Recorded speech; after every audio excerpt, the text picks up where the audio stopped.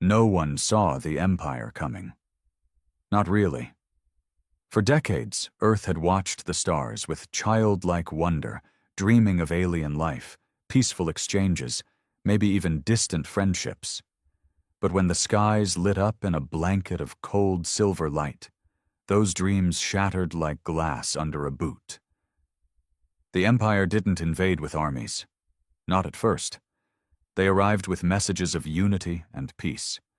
They called themselves the Olyari Dominion, descendants of 1,000 ancient star systems who had brought order to chaos. Their ships hovered above cities in silence. Their language was downloaded into global networks overnight, and their emissaries arrived dressed in shimmering armor that never seemed to touch the ground. Humanity watched, hesitant, as leaders bowed. President Monroe was one of the first. "This is a chance for Earth to join something greater," he said during a global broadcast. "We are not alone.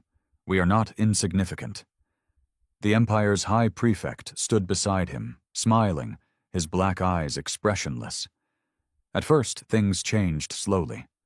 New technologies were introduced: free energy grids, gravity-defying transport, cures for diseases that had plagued humans for centuries. Poverty dipped, crime fell, people cheered. Earth was being lifted into a new age. But the cost came soon after. Voices started vanishing: journalists, dissidents, scientists who asked too many questions. Then came the changes to law, harmless things, they said. Quiet restrictions on speech, bans on ancient Earth texts labeled subversive. Cultural centers closed, education replaced with Dominion doctrine. Soldiers in white armor patrolled streets, calling it protection, though no one could remember from what. Rebellion was impossible. The Empire had seen it all before. They had snuffed out uprisings on desert moons, frozen rebellions on ice-covered planets. Earth was just another acquisition. But Earth wasn't like the others. In a crumbling suburb of Nairobi, in the ruins of a factory left to rot after the Empire installed its synthetic food dispensers, a woman named Naya Obote knelt beside her brother's grave. He had disappeared 2 weeks before, taken by the compliance enforcers for teaching banned literature in an underground school. Now he was gone. Officially, he had resisted education reform. Unofficially, no one knew where they put the bodies. Naya's face, once soft and full of dreams, hardened. "This is not our sky," she whispered. "This is not our home anymore." In Detroit, a former soldier named Marcus Dale watched drones sweep through his old neighborhood, searching for non-cooperative behavior. He'd fought in Earth's last human war, before the Empire's arrival. Back then, he thought he was fighting for freedom. Now he realized freedom had just taken a different kind of chain. In Beijing, a disillusioned scientist, Zhao Ming, began decoding the energy grid's core structure. The Empire's gift, it turned out, was a leash. The technology could be used to shut down whole cities, punish resistance with darkness and cold. It was already happening in parts of South America, where protests had flared. Zhao went underground. Across the world, others stirred. A whisper in the dark. A movement not born of governments or militaries, but of people. Farmers, coders, ex-cons, teenagers, old veterans. They called themselves the Terra Pact. It began with a hacked transmission, short and sharp, blasted into every Dominion channel.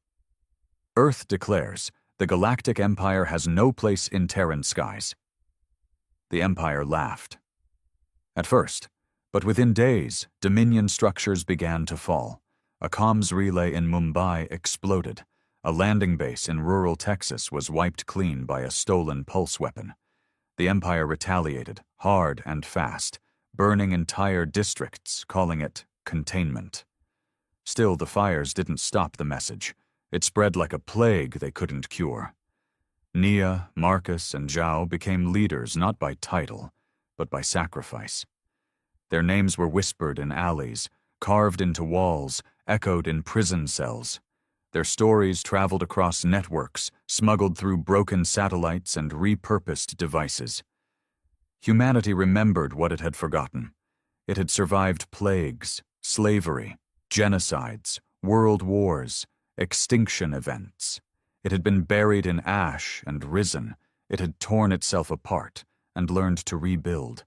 And no matter how advanced the Empire was, Earth had something they would never understand: defiance. And now it had a declaration. The first Dominion officer to die on Earth wasn't brought down by a weapon. He was suffocated, slowly, methodically, with nothing but a plastic bag and the calloused hands of an angry grandfather who'd watched his grandson disappear for attending a history circle in a basement in Johannesburg. No flashy battles, no media spectacle. Just quiet rage in a world that was beginning to boil. The Dominion didn't broadcast that death. They couldn't afford the optics. But the Resistance did. A grainy video showed the officer's lifeless eyes and a message beneath: "We are not your colony.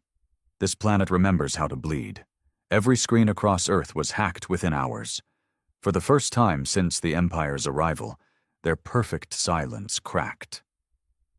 High Prefect Solon, who had ruled over Earth's integration with cold precision, stood before the press in Geneva. His voice, always too calm, slithered through the translation feed. "There will be order," he declared. "Terra has been given gifts it never earned. If it does not wish to belong to something greater, it will be corrected." But humanity wasn't listening anymore. Naya Obote was deep underground by then, literally. Beneath Nairobi, she and a ragtag group of hackers, teachers, former engineers, and medics occupied the abandoned subway tunnels the Empire had declared obsolete. She held her brother's tattered notebook in one hand and a stolen Dominion data shard in the other.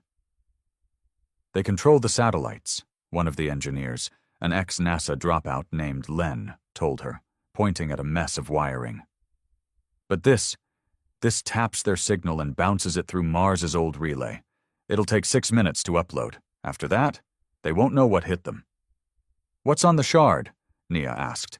Len grinned. "Proof. That Earth was never meant to be integrated. We're a test." "A test? They're not uplifting us. They're conditioning us. Their scholars think humans are too unpredictable, too emotional. They want to see if fear breaks us or mutates us." Nia stared at the shard. "Then let's show them what mutation looks like." The shard went live at dawn. Everything went wrong for the Empire that day. In Moscow, entire platoons of Dominion enforcers found their weapons non-responsive.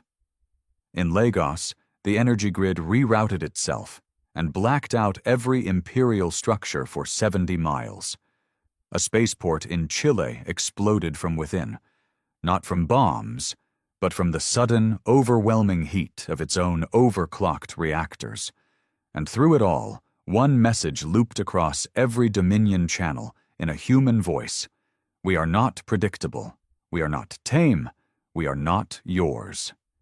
Marcus Dale watched the chaos unfold from an old bar in Detroit that now served as a resistance hub. The place still smelled like stale beer and piss, but the people inside had eyes that burned like never before. "The shard worked," someone shouted. Marcus only nodded. He didn't care about the tech. He cared about the fear he saw in Dominion eyes. For once they looked human, vulnerable. "They'll retaliate," he muttered. "They always do," said a voice beside him. It was Liara, a former Dominion tech who had defected after watching Earth's history tapes in secret.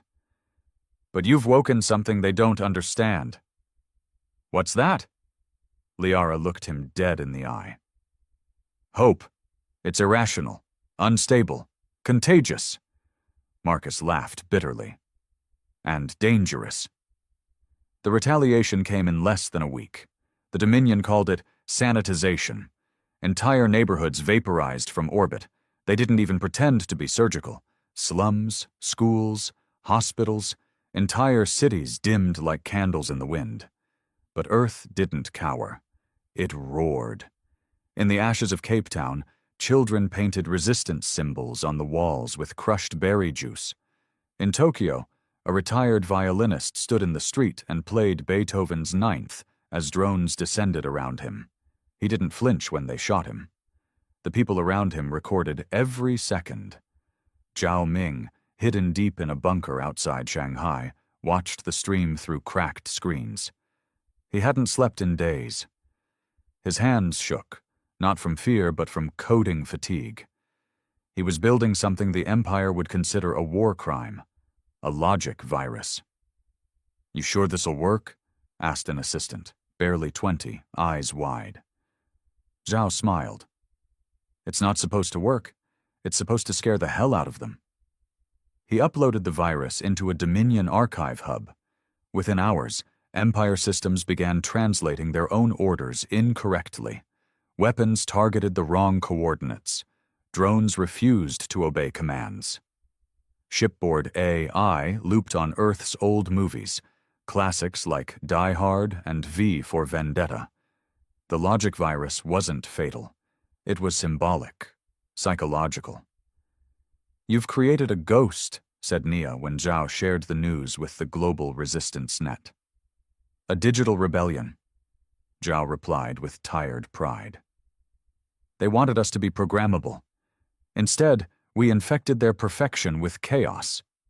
Across Earth, the Dominion's grip loosened. Not entirely, but enough. People began rising in places where silence had ruled for years. A farmer in New Zealand knocked a Dominion officer unconscious with a shovel and hit a family in his barn. A taxi driver in Cairo turned his cab into a mobile comms unit, patching rebel messages through blocked channels. A 10-year-old girl in Berlin hacked a surveillance drone with a toy tablet and crashed it into the local garrison's armory. They called it the Terran Spark. The Dominion tried to adapt. They shut down major hubs. They cut off food deliveries to non-compliant zones. They launched orbital strikes with less and less hesitation. But the more they punished Earth, the more Earth united. For the first time in human history, language barriers faded under necessity. African warlords shared tech with European hackers. South American villagers coordinated strikes with Canadian coders. Muslim clerics, Buddhist monks, and Christian preachers all knelt together and prayed for the same thing: freedom. And then came the moment that changed everything. Above the Pacific, a Dominion dreadnought named Vigilance Eternal moved into low orbit. It was the largest warship Earth had ever seen, over 5 kilometers long, bristling with weapons that could melt continents.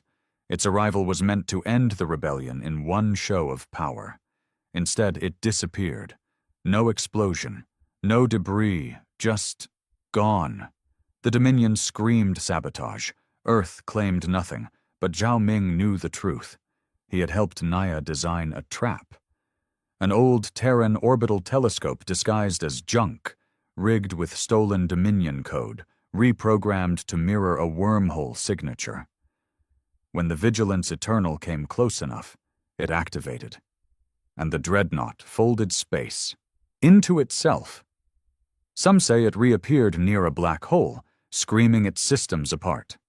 Others say it simply ceased to exist. What mattered was the message it left behind. We are Earth. We adapt. We endure. We bite back. Solon didn't give any more speeches after that. He vanished from public view. Dominion propaganda faltered. The resistance knew victory wasn't here yet. Not even close. But they had something better. They had momentum. Inside an abandoned cathedral in Prague, Naya Obote stood before a crowd of hundreds. Her voice, once small and unsure, carried like thunder through the cold stone. "They came to teach us obedience," she said. "They brought fire, but we remembered how to burn brighter. We are not subjects. We are not servants. We are Terrans."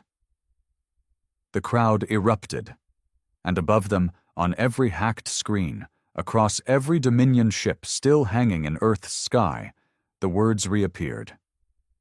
"Earth declares, the Galactic Empire has no place in Terran skies." It wasn't just a message anymore. It was a war cry, and the war was far from over. Smoke still rose over the ruins of São Paulo when the Empire's newest decree came through. Every screen, every speaker, every implant buzzed with the same cold command. Total pacification. No negotiation. Earth will kneel or burn. For a species raised on the brink of its own self-destruction, the phrase didn't hit the way the Dominion hoped. Humanity didn't kneel. It braced. In a converted mining colony beneath Iceland's basalt crust, Marcus Dale stood before the last piece of functioning Dominion armor Earth had captured. It was incomplete, its core ripped out by plasma fire, but its outer shell still gleamed with arrogant perfection. "This," Marcus said to the roomful of resistance engineers, "is what they fear we'll never understand." He slapped the chest plate. "They think we need armor. What we need is purpose." The engineers nodded, not because they understood, but because Marcus had become a symbol. A blunt weapon Earth could swing at its invaders. He didn't care about titles. He didn't want glory. He just wanted the skies clean. Liara sat cross-legged nearby, eyes flicking between data streams. Her fingers danced over a cracked console salvaged from an old Russian satellite. "They're shifting fleet positions," she said. 6 new cruisers moved over Africa. Dominion Command's expecting a major offensive there. They don't realize it's a decoy." Marcus smiled. "Zhao's plan working?" Liara smirked. "He rerouted their surveillance through old Earth entertainment feeds. They're watching Game of Thrones reruns thinking it's our strategic doctrine." Marcus chuckled, then turned serious. "They think betrayal is our language." "It kind of is," Liara said with a shrug. "But it's not the only one." Across the Atlantic, Naya Obote sat inside what was once the United Nations Assembly Hall. The great dome overhead bore a new symbol now, the Terran spark, half gear, half flame, wrapped in the outline of Earth. The Resistance Council was assembling. Not a government, never that, just a loose federation of resistance cells working together under a unified code. "We're being bled dry," said Maria Alvarez, leader of the Andes Front. "We're sabotaging, striking, fighting, but every blow we land costs us 10 lives. Nia didn't argue. She knew it was true. "They're preparing something," Zhao said from the hollow table, his face hollow and pixelated. "A final strike. Maybe on a city, maybe on all of them." "Orbital kinetic weapon?" asked a voice. Zhao nodded. "That or worse. I intercepted partial transmission. They call it the Fury Protocol. It's not in any of their standard doctrine." "What's the target?" Nia asked. A pause. Then Zhao's voice fell to a whisper. "Every major Terran biosphere. Total collapse. If they can't rule us, they'll erase us." The room went silent. For a moment, everyone in that chamber stared at each other, not as leaders, not as revolutionaries, but as people, as parents, as siblings, as children of a planet teetering on the edge of extinction. "They want us afraid," Nia finally said. "They want panic, desperation. They want us to fracture." She stood, walked to the edge of the room, and placed her hand on the cracked wall where the names of fallen cities had been etched in burned metal. Paris, Lagos, Mumbai, Atlanta. But they forget who they're dealing with. We are not just humans. We are Earth, and this planet doesn't die quietly. It was then that the final phase of the Terran counteroffensive took shape. Operation Iron Pulse. While Dominion attention remained fixed on Africa and Asia, the Resistance built something in Antarctica, a place so inhospitable the Empire barely patrolled it. hidden within an old research facility beneath 400 feet of ice. Human scientists, former military tacticians, AI programmers, and even defected Dominion minds worked side by side. Their weapon wasn't a bomb. It was a message. A virus. Not digital this time, but mimetic. A psychic payload encoded into Dominion language, music, even their holographic structures. Zhao had found the key in one of their ruined databanks, a resonance frequency that induced emotional chaos in Dominion minds. Guilt, regret, empathy, emotions they had long suppressed. It's not about hurting them, Zhao explained to the core team. It's about making them feel. And if it backfires? Someone asked. Zhao looked up, eyes bloodshot. Then they kill us anyway. At least we tried something more human than fire. The weapon, dubbed Echo Fall, needed a delivery system. Something high altitude, fast, and able to blanket Dominion ships in all hemispheres. Marcus had an idea.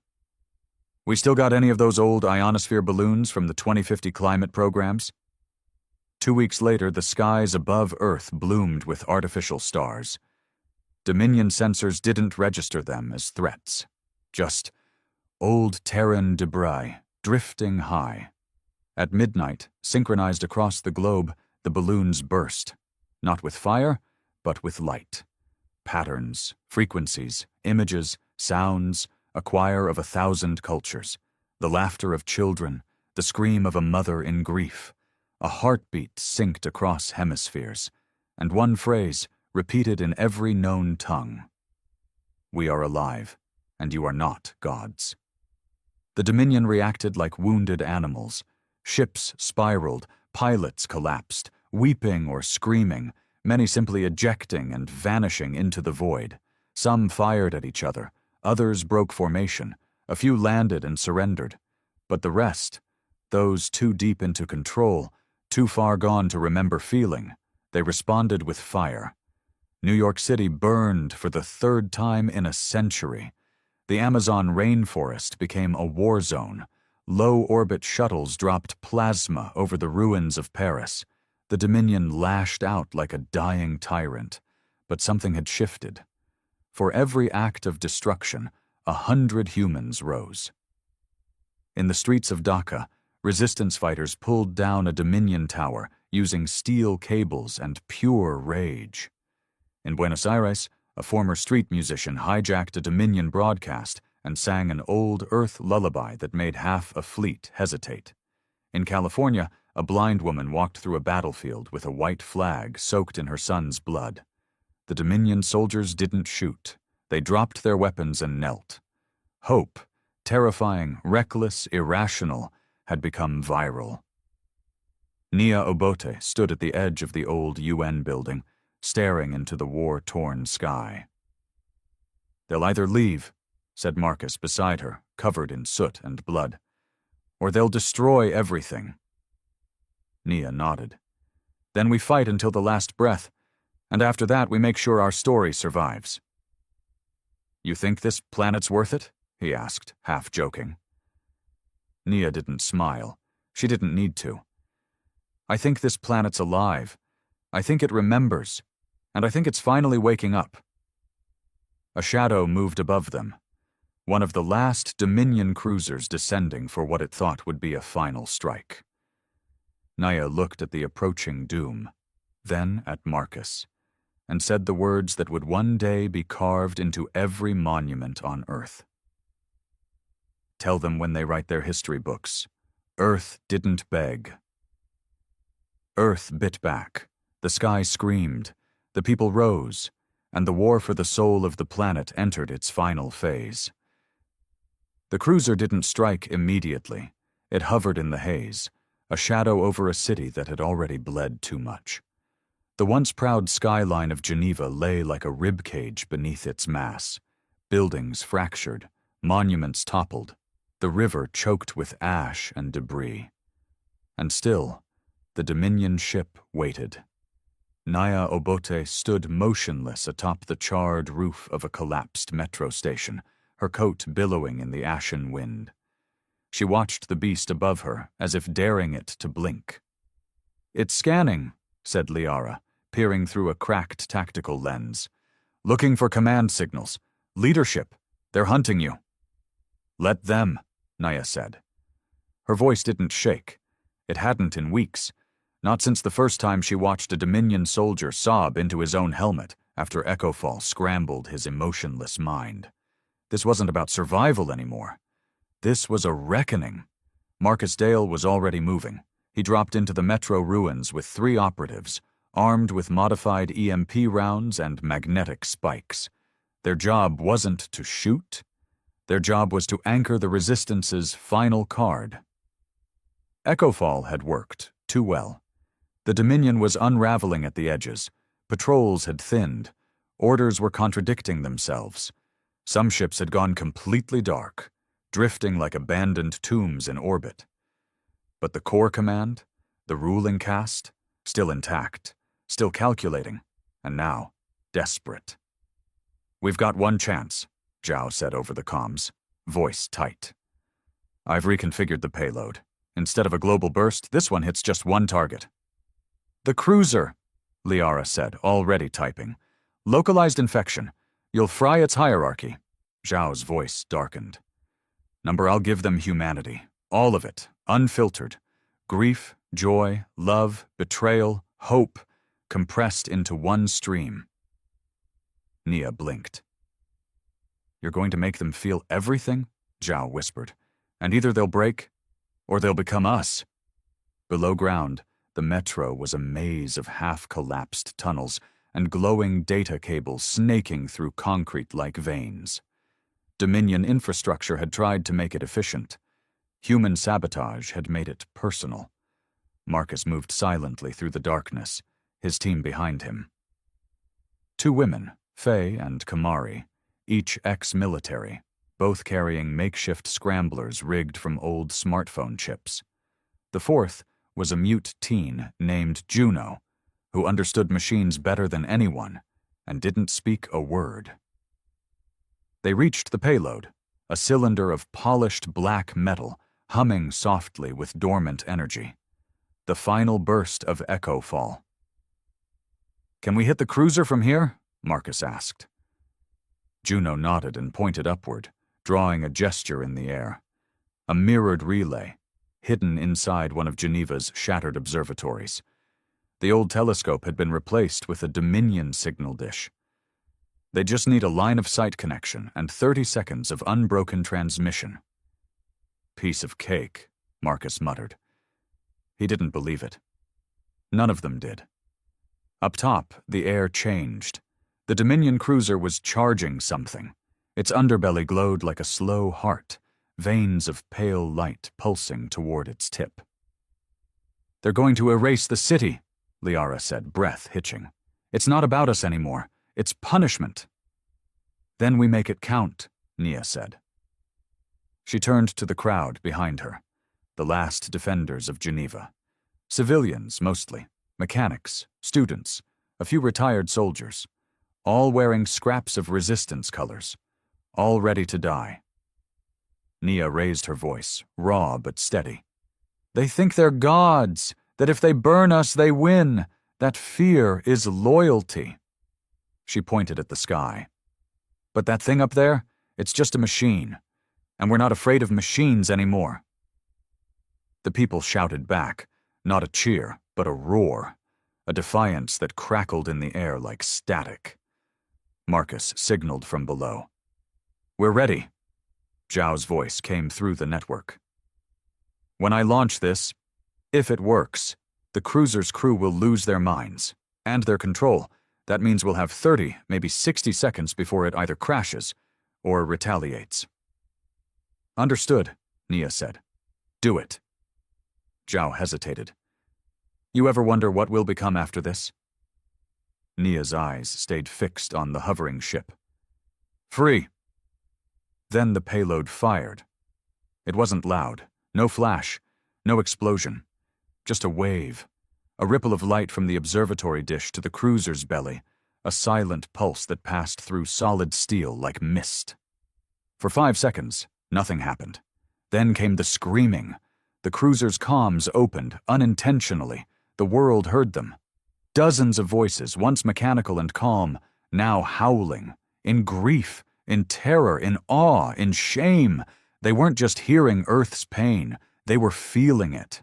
A captain wept over a lover lost 200 years before. A pilot shrieked for forgiveness from a planet he had bombed. A systems engineer sang lullabies from Earth languages no longer spoken, as if possessed by 1,000 ghosts. On the ground, the resistance stood frozen. On the ship, lights flickered, weapons shut down. The glow faded. For a moment, the sky held its breath. Then the cruiser began to fall. Not a crash, a descent, controlled. It landed in the heart of Geneva, leveling what was left of the financial district. Steel screamed against concrete, fires burst, but no shots fired. The side of the cruiser opened, and the Dominion soldiers stepped out, without helmets, without weapons. Some dropped to their knees. Some held out empty hands. Some simply looked up at the sky, crying. The resistance didn't shoot. Not immediately. Nia moved first. She stepped toward the soldiers, her steps slow but sure, until she stood face to face with one of them.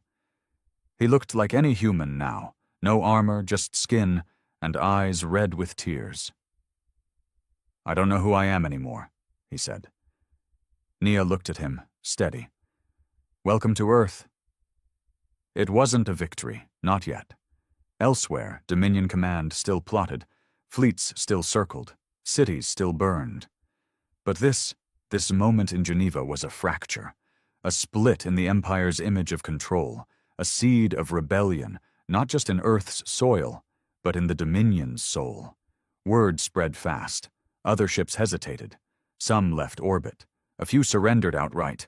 Others fired in rage, in fear. Cape Town was hit. So was Bangkok. But the attacks weren't organized. They were spasms. Earth had made the gods bleed.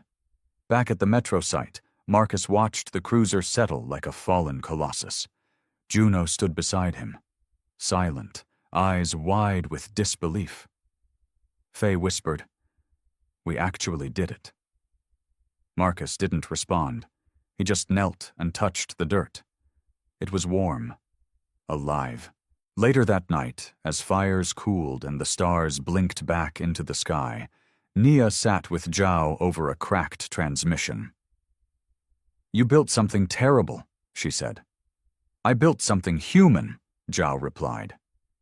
Liara joined them, dropping a salvaged Dominion device on the table. "This tech?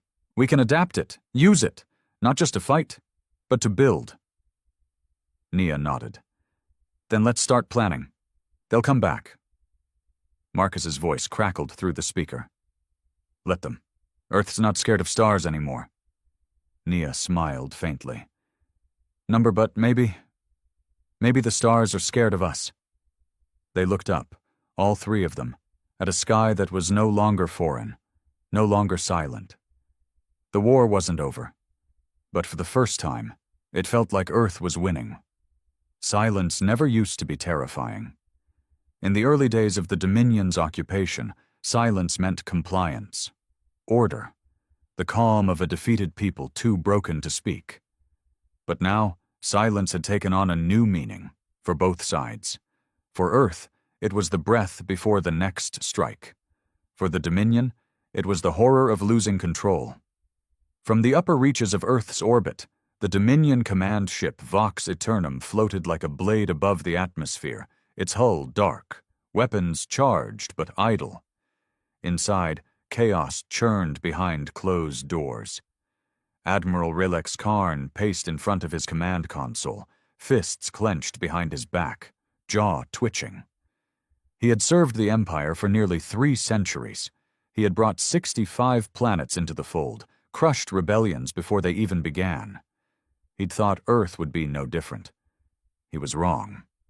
His second-in-command, a logic-born tactician named Sen Tal, hovered beside him, reading streams of data through an ocular implant. "The cruiser that fell over Geneva has not re-established contact. Emotional dissonance is spreading among the remaining Terran fleet detachment. Karn snarled, I don't need a diagnosis, I need a cure. There is no protocol for this, Sen said. They infected our crew with something irrational, uncontrollable. Karn turned sharply. Hope? Sen's face twisted in something close to disgust. Empathy. Karn stared at the projection of Earth below, a blue marble wrapped in green scars and dark oceans, a backwater world that should have folded like all the others. Instead, they made his best ships weep. How many fleets remain? Karn asked. 3, Sen answered. 1 in lunar orbit, 2 still positioned at the Mars staging ground. And the others? Defecting, or neutral. Some are simply non-responsive. Karn turned away from the display. Begin the purge. Admiral? Send the purge code. Strip emotion, strip memory, reset every unit that has hesitated. I want obedience, not mourning. Sen blinked. The purge hasn't been used in over 100 years. Many of those units will collapse permanently. Then let them. Better a dead machine than a rebel. And so, with a single command, Karn executed the Dominion's final protocol. Down on Earth, it began with screams. In Nairobi, a surrendered Dominion soldier clutched his head and fell, convulsing. In Manila, a mechanic who had defected days before dropped dead mid-conversation. In Geneva, 3 soldiers who had just planted seeds in the shattered city square began speaking in reverse before collapsing, blood leaking from their eyes. They're erasing them, Nia shouted, standing over the body of a young Dominion tech whose last words had been, I wanted to understand you. Zhao's face flashed on a nearby screen. Purge protocol. They're trying to sterilize the infection. Make it look like loyalty was a glitch. Liara was already typing. We can intercept the signal, bounce it, fracture it. If we jam the pulse, some might survive. Some? Nia demanded. I'm not a god, Liara snapped. I'm one woman with half a satellite and a lot of stolen code. Then that's enough, Nia said. Do it! The world's surviving resistance networks surged into action. Engineers, coders, and satellite techs linked every remaining orbital platform to a single goal. Block the purge. They called it the Echo Net. While the Dominion sent its death song into the brains of its soldiers, Earth sang louder. Old Earth songs, in every language.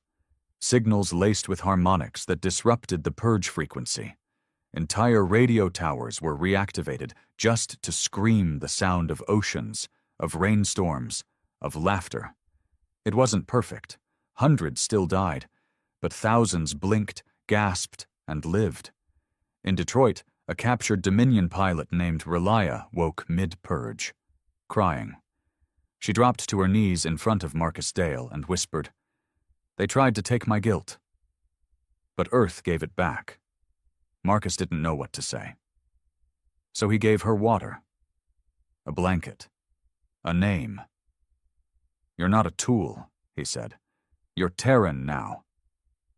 Far above, Admiral Karn watched his fleet fragment. Some ships shut down completely, others fired on each other, and 2 turned their weapons toward the Vox Aeternum. Karn screamed, slamming his fists into the console. You will not break us! He triggered the failsafe. The Vox Aeternum lit up like a supernova, sending a burst of raw Dominion energy into the atmosphere. On Earth, power grids exploded, comms went dead, drones fell from the sky. Naya Obote stood on the edge of a cliff in the Alps, watching the sky burn. Snow melted beneath her boots. The fire in the clouds looked like blood veins in the heavens. Then, a single voice came through the static. Zhao. Barely alive. Weak, but defiant. I found him, he said. Karn, he's still on the command ship. What good does that do us? Liara asked. We can send a boarding party. Marcus coughed through smoke on the other line. We don't have a fleet. Zhao's voice cracked. But we have a ship. The Dominion cruiser that had landed in Geneva had been repaired. Barely. The defected soldiers, those who survived the purge, volunteered to fly it. Relia led them. "I was born to destroy worlds," she said. "Now I'll take you to the monster that gave that order." And so Earth launched its first counteroffensive into space, not with generals, not with an army, but with rebels, hackers, refugees, poets, and farmers, with humanity. They called the mission Operation Ashfall. From the icy floor of Geneva, the repaired cruiser launched, engines roaring with stolen Dominion fire. It broke the atmosphere like a knife, shedding flame and storm. Karn saw it coming. He laughed. "Let them come," he told Sen. "I will welcome them with death." But Sen was no longer listening. The Logic-born had rewritten his own core script. He turned to Karn with human eyes and said, "You are not a god. You are just a frightened tyrant in a crumbling palace." Karn reached for his weapon. Sen moved first. One shot. Center mass. Karn fell. The Vox Aeternum fell silent. When the Earth ship breached its hull, they found the Admiral already dead. But what they found deeper inside changed everything. A Dominion data vault. Old. Encrypted. Cracked open by Zhao's remote sequence. Inside it. Proof. Earth wasn't the only world that had rebelled. Others had tried and failed. But Earth had succeeded. Not by being stronger, but by being human. They uploaded the files into every open network. The truth spread faster than any purge. All over the galaxy, Dominion-controlled worlds blinked, paused, and began to rise. Back on Earth, Naya stood in the ruins of the UN, eyes fixed on a sky that no longer seemed so distant. Liara came up beside her. "We've done it." Nia shook her head. "Number, we've started it." A revolution? A rebirth. And then, for the first time in living memory, Earth's skies were empty. No warships, no gods, just stars. The stars looked different now. It wasn't that they'd changed, but Earth had. For the first time in generations, humanity looked upward, not in fear, but in reflection. They weren't waiting for ships to appear, nor for death to rain down in fire. Instead, they watched with quiet pride. The war wasn't over. But the sky was finally theirs again. In the weeks following the fall of Vox Aeternum, something strange happened across Earth. The fighting slowed. Not because the enemy had surrendered entirely. Many Dominion ships still lingered in deep orbit or hidden bases on Earth's surface, but because their will had fractured. Without Karn, without command, they drifted like the remnants of a broken religion, clinging to rules no one believed in anymore. And Earth, ever defiant, had changed too. No more governments in the traditional sense. No flags waving from ash-covered poles. No polished podiums or smug politicians promising peace they couldn't deliver. Instead, the Terran Pact grew. A loose alliance of resistance leaders, scientists, civilian organizers, and even former Dominion defectors, all bound by one simple agreement. Earth belongs to Earth. In Nairobi, Naya Obote stood on a makeshift platform in the center of a market rebuilt from war rubble. Children laughed nearby, drawing chalk versions of Dominion ships getting kicked by stick-figure humans. Naya wasn't there to speak. She didn't like speeches. She was there to listen. "We need water rerouted from the southern channels," said a young woman from the Engineers Guild. "And we still haven't restored power beyond Sector 9. "We'll get it done," Naya said simply, making a note on a scorched tablet. "We've rebuilt from worse." She wasn't wrong. Cairo was rebuilding too, its skyline cracked but defiant, glass towers stitched back together with old-world tech and resistance grit. So was Bogota. So was Manila. So were hundreds of cities. But they weren't just rebuilding. They were transforming. Liara, now leading the Dominion tech repurposing effort, oversaw something unprecedented: the integration of human instinct with alien infrastructure. She called it symbiosis. "Don't rebuild what we had," she told the Terran Pact Council. "Reimagine everything, from transport to communication to how we power homes. Let this be the age of the hybrid." Her team took Dominion hover rails and converted them into city-wide ambulatory supply carriers. They rewired the old planetary surveillance satellites into free-access navigation systems. They built learning hubs in the ruins of military barracks, where children were taught history. Real history, not propaganda. Some were wary. "We're using their tools," said Marcus during one tense council session. "Tools made for domination. We can't trust them." Zhao, still weak from the strain of building and deploying Echofall, replied quietly, "Then let's use their tools the way they feared most, with compassion." Marcus didn't argue further, not because he agreed, but because he respected Zhao. He'd watched the man trade his health, his sanity, and nearly his life to give Earth a chance. The scars on his face told more truth than most speeches ever could. Despite progress, the shadows hadn't disappeared. Rumors of rogue Dominion enclaves hiding in Earth's remote regions grew louder. In the Siberian wastes, deep in the Amazon, in Antarctic ice caverns where Dominion relics still whispered. The Terran Pact launched reconnaissance missions. Some never returned. Others came back with warnings. They're regrouping, not for Earth, for something else. Nia called an emergency summit in Geneva, now the Pact's central meeting zone, though still only half standing. "We need to understand what they're planning," she told the group, standing at the center of a circular table made from shipwrecked Dominion armor plating. "We've broken their grip," said Maria Alvarez from the Andes territories. "What's left can't threaten us." Zhao disagreed. "They don't need force to destroy us anymore. They only need fear." He dropped a data chip on the table. "Recovered from a Dominion relay in the Mariana Trench. It's not orders, it's a map."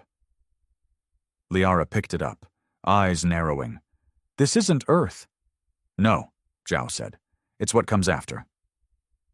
The chip showed a massive structure, orbital in nature, hovering near what Dominion records called the Hallowed Divide, a rift in the edge of explored space, cloaked in gravity wells and ancient silence. "They've been building it for decades," Zhao said. "A failsafe. If Earth won, they'd retreat, regroup, and start again somewhere else." Marcus leaned forward. "You're saying they're planning to move on? Just leave us?" "No," Zhao said darkly. "They're planning to erase the evidence of their failure." "You mean us?" Zhao nodded. "They won't attack Earth directly. They'll wipe its memory, corrupt star charts, obscure transmissions, reprogram whatever galactic archives they still control. In 50 years, Earth will be a myth. In 100, forgotten."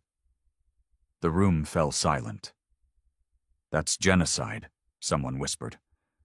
Liara corrected them. "It's erasure." Naya stood slowly. "Then we don't let them run." Eyes turned to her. "We've been reactive, always, defending, rebuilding, but the Dominion? They're still playing offense. We have to go after them." "Into space?" Marcus asked. "With what ships?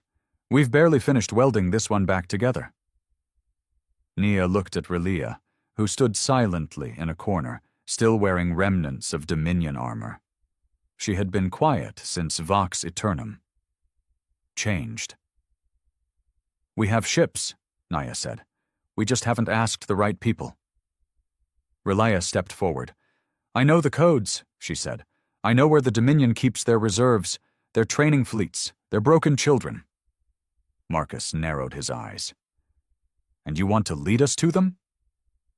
Relia didn't blink. "Number, I want to lead them to you, And so the seeds of a new campaign were planted. Not a war for survival, but a hunt. Operation Afterlight. Not all Terrans supported it. Many said Earth needed peace, healing, a time to breathe. But Nia knew the truth. Peace without truth was fragile, and healing without justice was hollow. They couldn't kill every last Dominion loyalist, but they could stop them from hiding, from rewriting the past, from deleting the fire Earth had lit. Over the following month, 3 ships were built from scavenged wreckage, Dominion cores, and Terran craftsmanship. Each one bore the Terran spark on its hull. 1 ship for reconnaissance, 1 for defense, 1 for justice. Zhao named the flagship himself, Memory's Blade. "It cuts through lies," he said, "and leaves stories in its wake." Nia stood aboard its deck as the ship prepared for launch. She looked down at Earth one last time, scarred, patched together, but alive. Liara joined her. "You sure about this?" "No," Nia admitted. Liara smiled. "Good. That means you're doing it for the right reasons." Nia watched the stars. The same ones that once held monsters. Now, they held possibility. "The Dominion wanted to erase us," she said. "Let's make sure they never forget." Then Earth's first fleet, not of conquest but of remembrance, rose into the stars. The stars were colder out here, not in temperature, but in silence, deeper, heavier, as if the void itself was holding its breath. The closer the fleet moved toward the hallowed divide, the more Nia Obote could feel it, not just in her body but in her mind. The air felt thinner, the light felt sharper, and something ancient pressed against her thoughts like a whisper that never spoke aloud. Memory's blade cut through space with no resistance, flanked by the scout vessel Whisperwind and the armored cruiser Ash Meridian. 3 ships, hundreds of souls, one purpose: to end the Dominion's last lie. "Approaching boundary coordinates," said Zhao from his command seat near the ship's observation ring. "Sensors are confused. The readings fluctuate every 3 seconds. Artificial distortions, gravitational mirages." "They're hiding something," Nia murmured. Relia stood beside her, arms crossed, face unreadable. "That's not just tech, that's conditioning. They built this place to repel curiosity. It's instinctive. You get close and you want to turn around."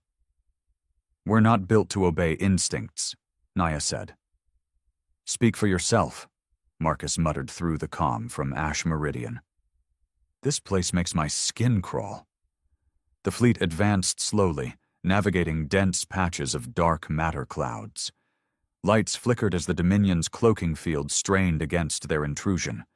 Then, as if parting a curtain, the stars cleared. And there it was. Dominion Arc Facility. Anath 9.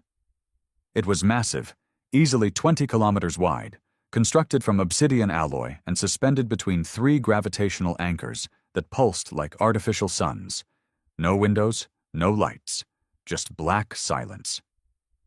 "Zhao," Nia said, leaning forward. "What are we looking at?" Zhao zoomed the image. "That's not a station, it's a consciousness hub. Half its mass is dedicated to storage." "For weapons?" "No," he said. "For history, memories, culture, language. It's their collective legacy." Relia's eyes widened. "They're going to erase it." "Not just erase it," Zhao said. "Rewrite it, turn their defeat into a glitch, reframe us as aggressors, or worse, delete us entirely." Nia exhaled slowly. "Then we take the truth back." She issued the order.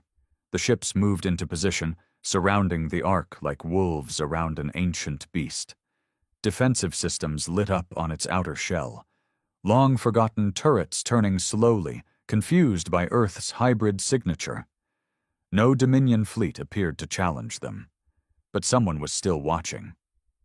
Inside the facility, deep within its inner sanctum, an old Dominion warden known as Archivist Kylus watched the intruders arrive.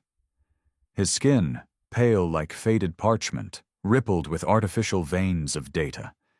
His eyes were silver implants that blinked independently. He'd served the Dominion since before most of the current officers had been born. Keeper of all truth, all history, all silence. And now he would cleanse it. "Begin final overwrite," he said to the AI around him. "Purge Earth. Seal its name under protocol null memory. Let the galaxy remember it only as failure." "Override request received," the AI responded. "Estimated time to full deletion, 42 minutes. Back on memory's blade, alarms blared. "They're initiating memory purge," Zhao confirmed. "We have less than an hour." Nia's eyes narrowed. "Relia, is there a way inside?" "Yes," Relia said, "but not through fire, through deception." "What do you mean?" "They designed Anath 9 to reject aggression. Any direct assault will trigger fail-safes. But if we enter through the legacy port, which is a diplomatic access node, from the era when they thought peace was possible." Nia smiled faintly. "Fitting." She, Relia, and a strike team of 6 boarded a stealth pod and launched. The ship zipped silently through the magnetic haze, bypassing outer defenses entirely. Dominion systems didn't flag it as hostile. It was too old, too forgotten. A relic entering a tomb. The pod docked. The doors hissed open. Darkness greeted them. No lights, no guards, no sound. Just the cold hum of machines dreaming. Relia took point, guiding them through long corridors lined with memory nodes. Glass canisters filled with mist and light, each one pulsing faintly. "This is their soul," she whispered. "Every decision, every lie, every confession." Nia felt it too. The air vibrated with thought, the kind of hum you feel in churches or ruins, reverence mixed with decay. "Zhao," she said into the comm, "we're in." "I'm linking with the node now," he responded from the blade. "If I sync my code with the primary AI, I can suspend the purge." "Just tell us where to go." "Core chamber, 4th level down. Watch for neural feedback traps. And, Naya?" "Yes?" "If the AI tries to talk to you, don't believe anything it says." They advanced deeper. Each level they passed was more surreal. The walls shimmered, reflecting not just their images, but their thoughts. Marcus saw himself as a boy, covered in mud and laughter. Nea saw her brother. Relia saw herself in full Dominion regalia, standing atop a mountain of ash. "Psychic interference," Relia said. "It's feeding on our memories, trying to confuse us." "Keep moving." When they reached the core, they found Kalis waiting.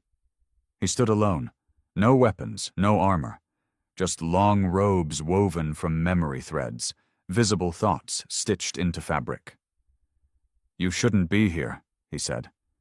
"We are here," Nia replied. "You don't belong in history," he said, voice calm but absolute. "You were an anomaly, a failed rebellion, a fracture in the narrative. You must be deleted." "Funny," Marcus said, leveling his weapon.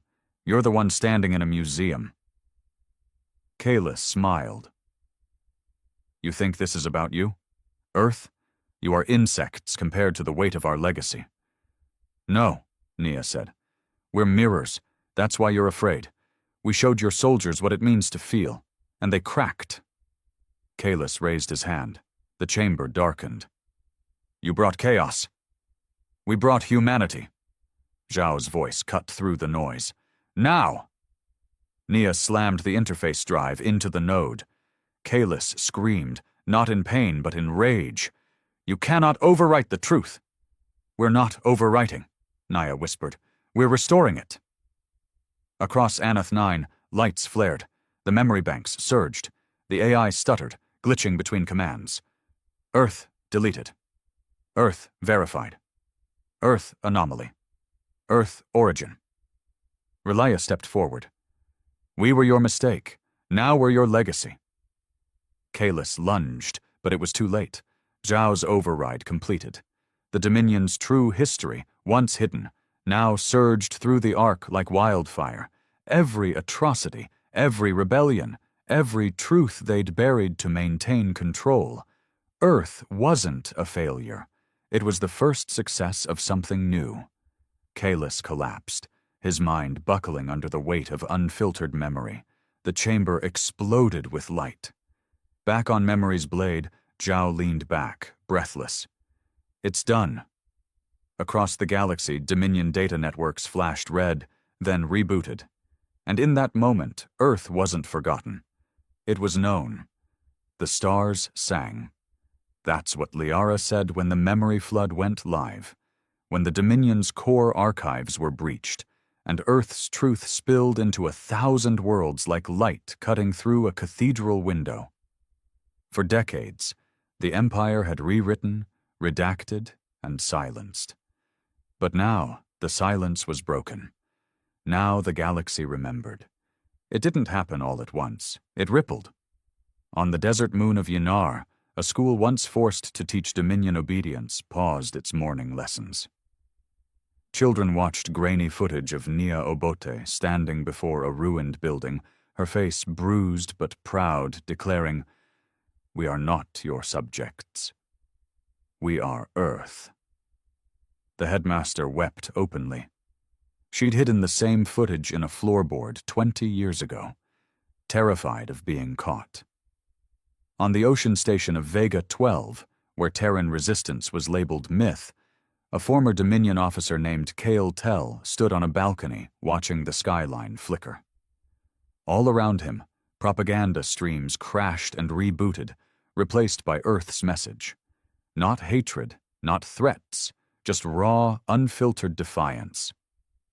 And a question. What makes you human? In orbit, from Mercury's hollowed colonies to Saturn's rings, dormant satellites lit up like fireflies waking from hibernation. Earth's old signal, its voice, came back, stronger and louder than it had ever been. We are still here. It took 3 days to return from Anath 9. On the bridge of Memory's blade, Nia Obote stared out at the stars, but her gaze was somewhere deeper, buried in memory. Relia stood beside her, shoulders slack for the first time in weeks. "It's done," she said softly. "No," Nia replied. "It's begun." Behind them, Zhao sat curled near a console, his legs wrapped in an old blanket. His breathing was shallow but steady. "I uploaded more than data," he said quietly. "I gave them emotion, memory, self-awareness. The AI... It's alive now." "You made it feel?" Nia asked.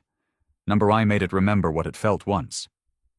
Liara entered then, bruised and smiling. "Every outpost we've pinged shows the same response. The purge is dead. Dominion archives are collapsing under truth recursion. It'll take years to fully reprogram them." Marcus's voice cut in over the comm, dry and sharp. "Then we've got years' worth of cleanup to do." "Earth?" Nia asked. "Stable," Marcus replied. "Unity's shaky in places. Some want war, some want peace. But the skies are ours. No ships overhead for the first time in decades. Kids in Johannesburg are flying kites again." Nia chuckled softly. "That sounds like a good sign." And it was. But good signs didn't mean safety. In Geneva, the Terran Pact reconvened, this time in the open air, under a wide sky with no drones above and no fear in their hearts. Delegates gathered from every resistance territory, some wearing suits made from salvaged Dominion cloth, others wrapped in flags of the old Earth nations. There was no anthem, no speeches, just Naya, standing atop a block of ruined stone, holding up a cracked Dominion interface core. "This," she said, "is what they built to control us. A monument to silence." She held up a seed, a real one, taken from Earth's oldest surviving vault. "And this is what we plant instead." She placed the seed inside the cracked shell of the core. The crowd watched. That image, the seed inside the enemy's machine, would travel faster than any anthem, faster than any transmission. It became the new symbol of the resistance, not victory through violence, but survival through memory. But peace, like all things human, was imperfect. 3 weeks after Anath 9 fell, reports came in from Alpha Centauri. An experimental Dominion fleet, one never recorded in any known database, was on the move. Silent, unmarked, operating outside command protocols. They never trusted their own system, Liara explained. This was their ghost fleet, their fail-safe if everything went wrong. And what do they want? Marcus asked. To finish the purge, Zhao whispered. Not just of Earth, of everything Dominion. They're erasing themselves? Nia said, shocked. They can't face what they've become, so they'll wipe the board. Relia stood. Then we stop them. Zhao shook his head. We're not fast enough, not with current ships. That's when Naya had the idea. What if we don't chase them? Everyone turned. We've always fought after they move. What if, just this once, we force them to see us first? She laid out the plan. Risky. Insane. Human. Use Dominion tech. Broadcast a neural wave back through the core systems of the fleet, not to stop them, to remind them of their own pain, their guilt, the moment their soldiers cried in Geneva, the moment Kalis collapsed under the weight of truth. We don't fight this with guns, she said. We fight it with grief. Zhao nodded. I can do it. No, Nia said, we can. Operation Pulsefall was born. The goal, not to destroy the Ghost Fleet, but to break its will. They launched from Earth with one goal: intercept the fleet before it reached the outer void. The transmission was ready, coded in every language, laced with emotion, music, memory, and at the heart of it, Naya's voice. You came to us as gods.